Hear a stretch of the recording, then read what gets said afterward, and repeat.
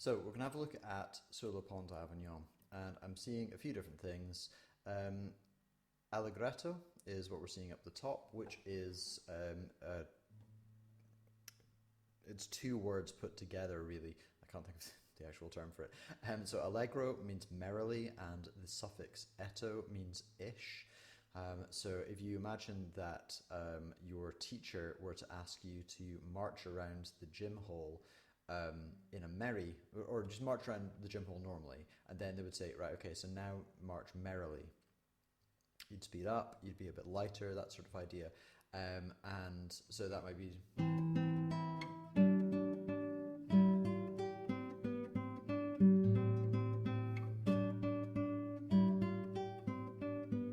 something like that. Merry-ish is maybe a little less like that.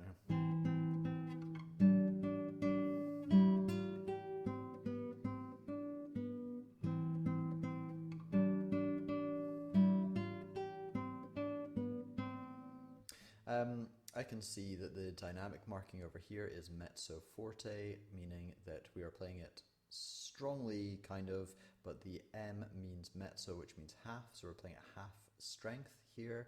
We're going down to full strength down here, and this P that's over here means that we're playing it with a pulgar, which is the Spanish word for thumb.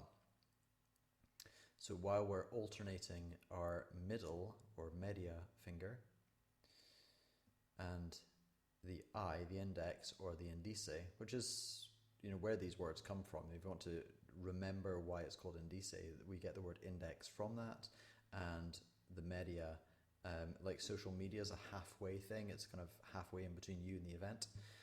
So your middle finger, your halfway finger is that, and thumb. Well, in English, there's no easy way of remembering the word thumb anyway. So pulgar, there's no easy way of remembering it either. So this is the pulgar down here. So let's play it through to here before I say the next thing.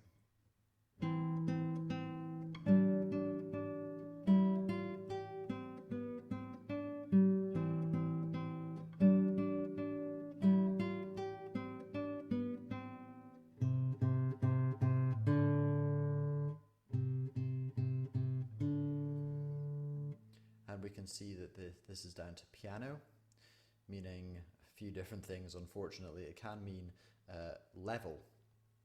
So I was on a lift in Naples noticing piano 1 and piano 2 and piano 3 as they went by, which means I could get this right down to playing level, like playing deadpan, I suppose. No energy in it. It can mean gentle, it can mean soft, it can mean a whole bunch of things. But if you listen to this part in here, I'm playing the first part strong.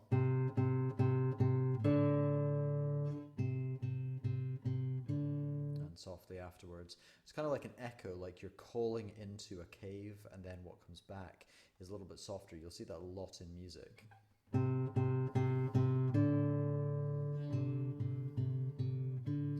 carrying on.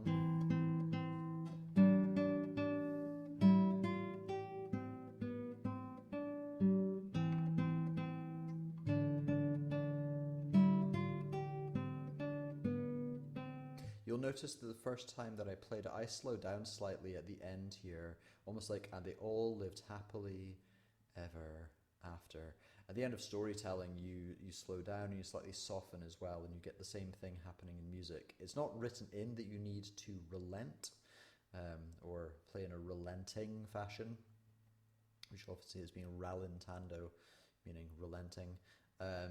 It's not written in that way, but it will sound better. The other thing about it sounding better is this. If I follow this line, I can play this in one position with this. And then onto the E string. Back onto the B. And I can play like that, and that's fine. And that will be fine for this grade anyway. But if you can, playing the melody line along one string means that the same string has the same quality to it, so it sounds like it's one voice.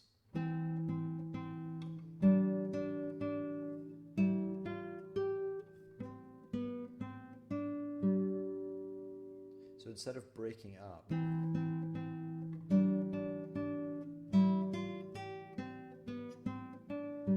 sounds like one voice, then another voice joining in for these notes. Listen really carefully.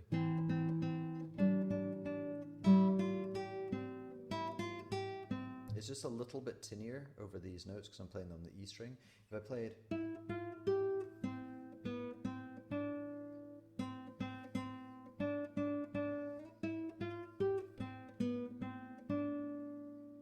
Segovia has a lot to say on that. It's worth you having a look into what Segovia has to say if you disagree with me.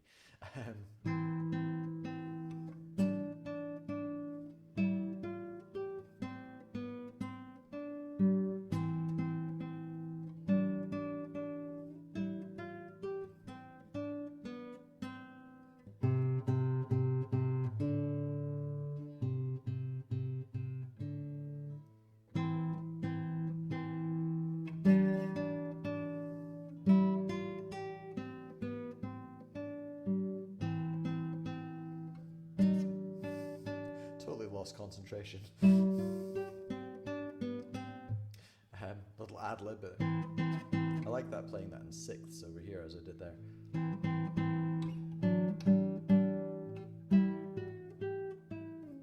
So, yeah, one more time without mistakes.